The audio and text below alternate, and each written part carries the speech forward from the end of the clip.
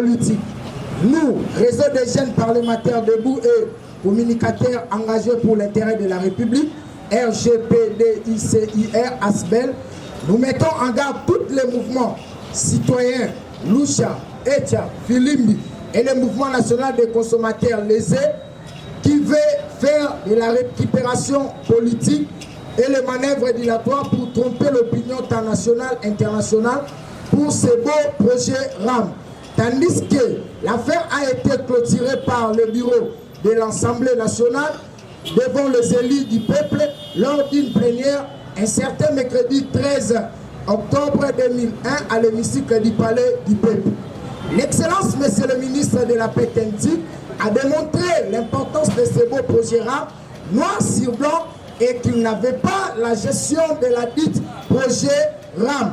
Ça a été mis en œuvre par l'ancien Premier ministre, M. Sylvestre Ilunkamba, en 2020.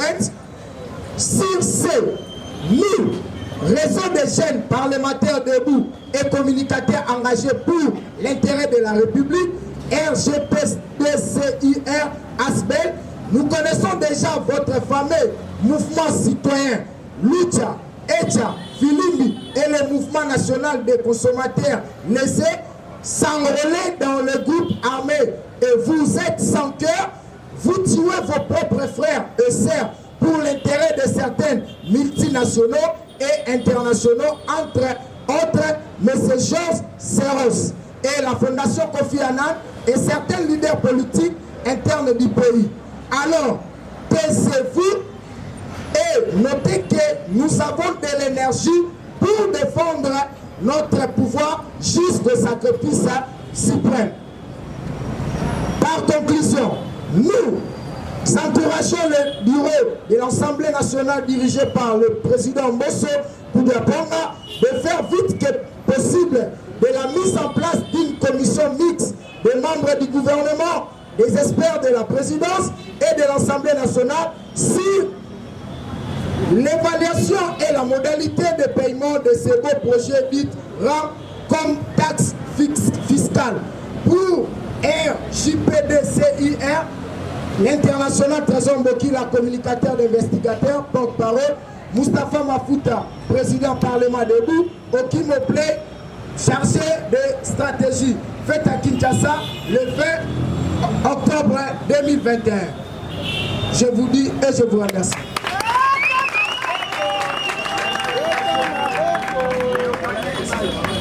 Kama tunakuwa manevra hili, unatupenda munjia yenu, tutakutana nenu, tutasikia, tutakimbia. Tunasikia manevra yenu, tuko baskari, tuko nafaka banduku yenu kula mweze.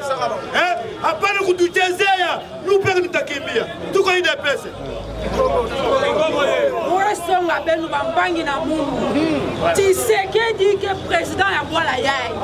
Betu ken fera makambo ya kukabula ba yai pidie betu le ba congolais. Mais benu ba mouvement na benu na nyoso benu esa bete esa ba de benu me fa congolais. Kana benu va ba vrai congolais. Benu zola sala be bima benu esala. Munu muga mutu abandu muga musuku muga muyaka. Na kata ide pes muga soutenir président Félix Fati. Ata sala yina rezo sala. Mais ben nous me comprendre ben non. Ben ne veut pas vrai congolais. Ben des zaba ben nous bien mon mon na kikuchi mo so ben. Ben des zaba ben nous bien pas vrai congolais. Ben nous bika Félix. Anouani na ba vrai congolais. Apesa yina ke sala. Attention. Maman ya Lucha.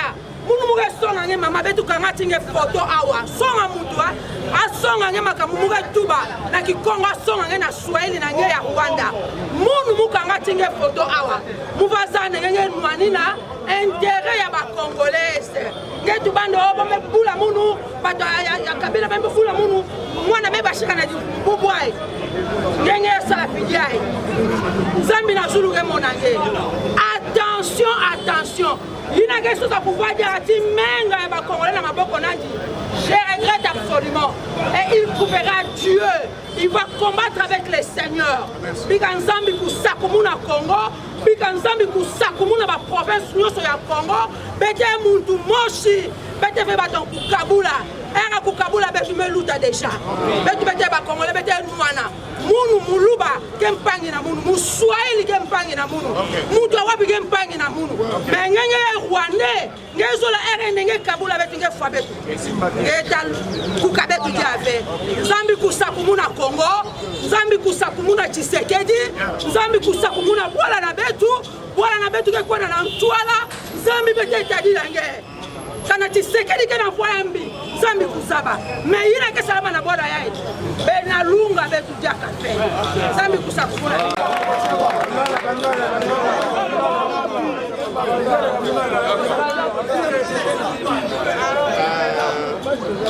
Tu te mettre en garde, Filimbi, Acha, Lusha, tu vas voir les sont de Katoum. Katoum veut financer ma compagnie, mais c'est pas déclaration ça encore. Quand tu vas dire que IDPS ou du prêt, on connaît l'action Yos mon suprême. Mais il y a des IDPS, moi c'est 37 ans, mon Gilles. Nous savons en déclaration, nous avons une déclaration pour pas. Toi, tu peux t'en aller, mon Gilles, tu vas y fonctionner. Merci.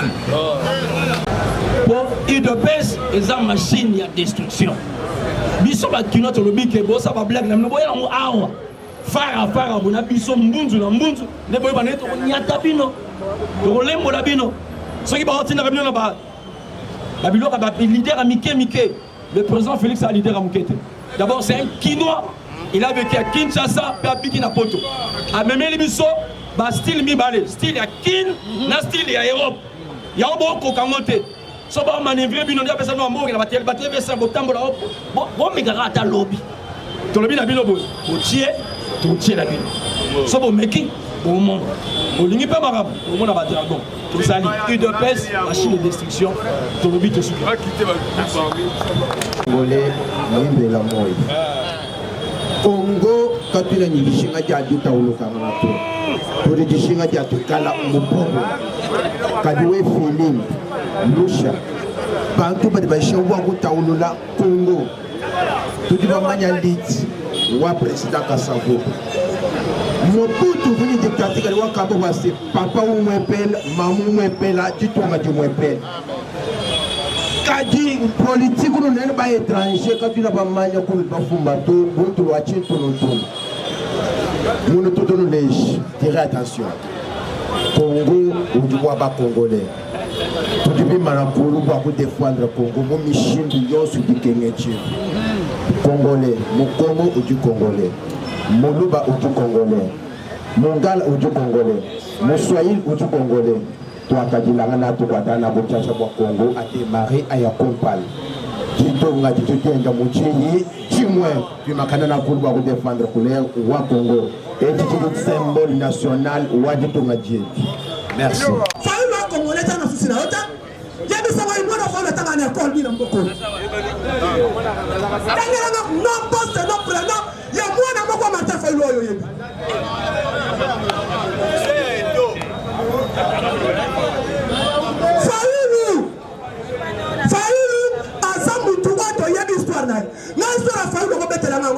Parce que dans l'équipe Fayoulou na makasi Fayoulou est la zoya na limité alu kabisa ba trésor comme ça photo passe au gaz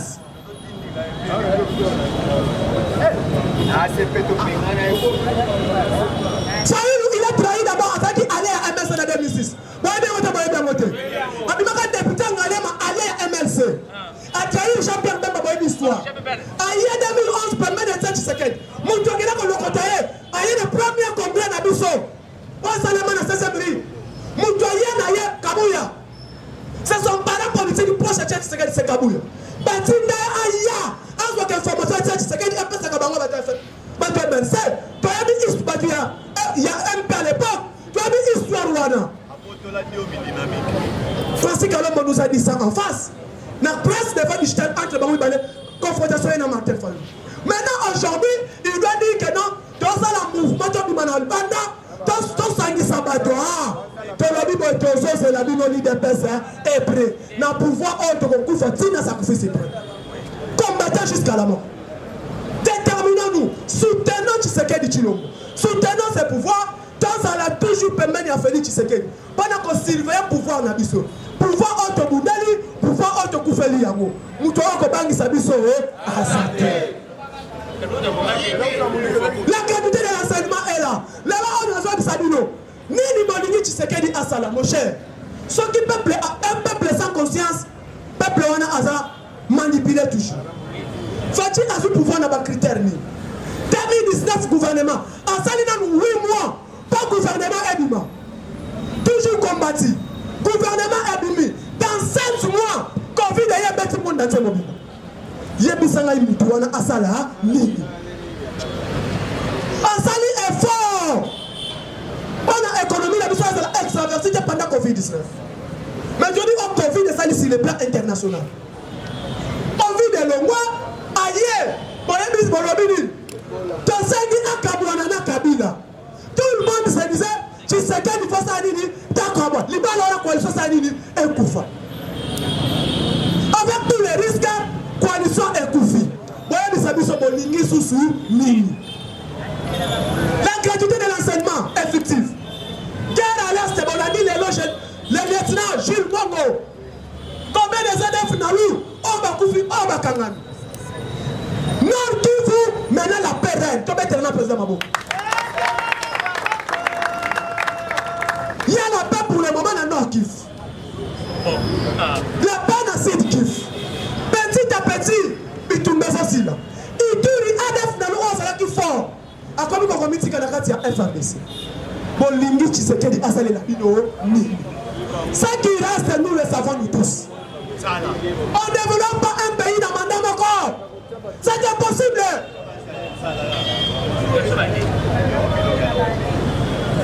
Le mandat ne va pas développer. États-Unis, point de vue, tellement est à les États-Unis. Il y a eu combien de présidents avec les États-Unis de l'histoire? La France, pour les tellement France. Après Jeanne d'Arc, combien de présidents avec la France pour être malheureux? Mais aujourd'hui, vous sentez un certain peuple manipulé dans le tribalisme. Tout ça. Non. Toye Bibino. Bobika qui lobby, to clôturer qui parlement. Oh, qui besoin lobby dans ACP. Bon, il y a pas de certificat de décès dans la vie. Après Rang Awa, ils sont sur le parlement président de ville. Après qu'on déclaration, on doit récupérer toutes ces bases-là. Jamais, ils sont là pour Kabila n'a pouvoir faire au Bénin, je peux perdre ça. Combattre quoi, ça va comme un libertinage. Ok. On s'est mobilisé. Le moment est arrivé. Nous sommes à la conservation de ces pouvoirs. Pouvoir Oyoto Yebi, et que le mois IDPST, remise et reprise dans Jésus-Christ. On va côté l'Ifé, on va côté l'Ola, tous les combattants de l'IDPS vont s'en aller, nous mettons les mabous.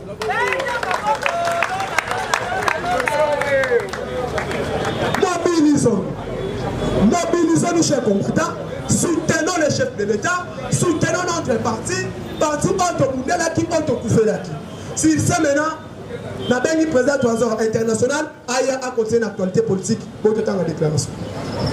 Merci beaucoup, la présidente Moussa Maboko. IDPS, viva! Bonjour à tous. Bonjour à tous. IDPS, viva! Parti au pouvoir, viva! Tokobanga, Tokobangisa. Papa, aux combattants, aux militants, aux sympathisants, aux congolais, aux Nambokana. Moninga mon côté à cause de la décision du colonna, parce que nul est au-dessus de la loi. Tout le monde est d'abord. Mutu Abanisa Moninga. La démocratie, c'est aussi le respect, il y a la prérogative et l'État a tiré Katina Bisso. Bisso, tu ne peux jamais Kobéa et tu es dans l'opposition dans notre pays. Et que ça l'a été. Parce que Bisso IDPS, nous avons combattu contre les antivaleurs. IDPS a petit opposition. Mais opposition, et Salama, il fait la opposition, opposition républicaine. Et ils ont fondé na ba valeur et na ba principe de base conformément à notre constitution. Voilà pourquoi nous allons mettre en garde bande konabiso ya Sutuka et ça peut se transformer en milice pour la cause attaquer na ba combattre à IDPS biso toza facilité. Nous savons bien l'histoire de ce pays sur le plan politique a été écrit par l'IDPS en l'occurrence de notre père fondateur, le recteur de l'école tshisekidiste Etienne Tshisekedi Wamulumba, dont je cite son nom, de Rez Minor, Toto Sanate. En Oran, IDPS, nous avons des veuves, des orphelins, des taxinés, toutes sortes d'humiliations à pouvoir. Biso IDPS tozoarou. Et ndenge tozabo toyebi ndenge basalaka répression, toyebi ndenge bachargeaka pouvoir en place. Bandeko ya lamuka toza komettre bino en garde. Parce qu'on se connaisse bien. Et comme Kosalama et comme Kozala Nabarisque Mabé. Parce qu'une fois hiérarchie à IDPS, ce que pessime d'ordre, Kozala ba chaotique et Kosalama na ba 4 points, la République. IDPS viva. IDPS viva. Il ne fait pas réveiller un chien qui dort ou un lion qui dort qu'on réveille dans le nyoto. Foyer bandenge ko kimina IDPS eza parti à kosaka na ngote. Eza la manière nyonso ya kosala la légitime défense. Là c'était la parole et la décision la hiérarchie là pour interpeller l'opinion tant nationale et internationale.